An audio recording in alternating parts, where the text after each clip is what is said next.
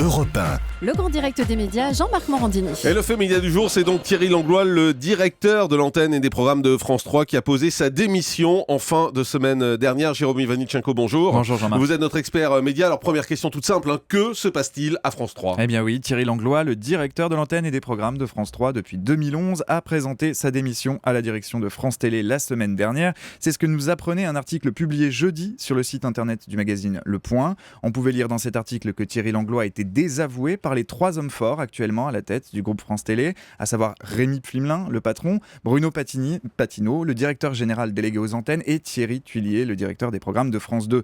3 hommes qui, toujours, selon Le Point, traînaient des pieds à soutenir Thierry Langlois. Dans cet article, on apprend aussi que le directeur de l'antenne de France 3 est en but aux antennes régionales et aux équipes de la chaîne à Paris. Cerise sur le gâteau, il est fait état des difficultés de la chaîne à repasser la barre des 10% d'audience.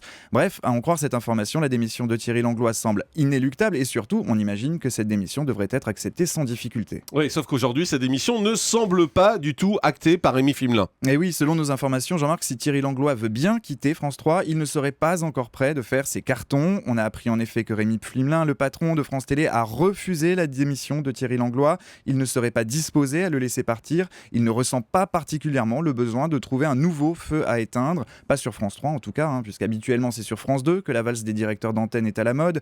Depuis que Rémi Flimelin est à la tête de France Télé, ils ont été nombreux à se succéder. Claude-Yves Robin, remplacé par Bertrand Mosca, lui-même remplacé par Jean Réveillon, auquel a succédé Philippe Villamidjana, puis enfin Thierry Tuillier. Rémi Flimelin, dont le mandat à la tête de France Télé prendra fin l'année prochaine, ne verrait pas d'un mauvais œil un peu de stabilité pour France 3. C'est en tout cas ce qu'il a signifié à Thierry Langlois. Oui, en tout cas, on vous le dit, selon nos informations, pour l'instant, Rémi Flimelin refuse la démission de Thierry Langlois, et d'autant plus que le bilan de Thierry Langlois est loin d'être catastrophique, c'est même un très bon bilan. Et oui, Jean-Marc, malgré ce que sous-entend le papier du Point, son bilan n'est pas si mauvais. On constate une stabilisation de l'antenne autour des 10% de l'audience.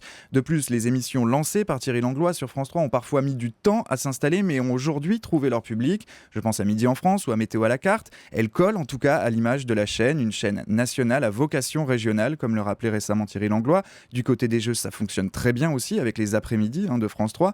Une case qui marche très bien, et notamment avec Harry qui a encore battu un record mercredi dernier. De beaux succès aussi sur la case fiction du samedi soir qui parvient à exister contre la grosse machine The Voice.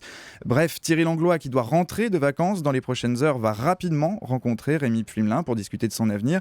Le patron de France Télé va sans doute réfléchir un peu avant de valider ses prochains congés. Merci beaucoup Jérôme Ivanichenko, on vous tiendra au courant bien évidemment de l'évolution de la situation à France 3. Vous restez avec nous dans un instant, c'est le zapping, il est 9h22, c'est en direct, c'est Europe 1. Jean-Marc Morandini sur Europe 1.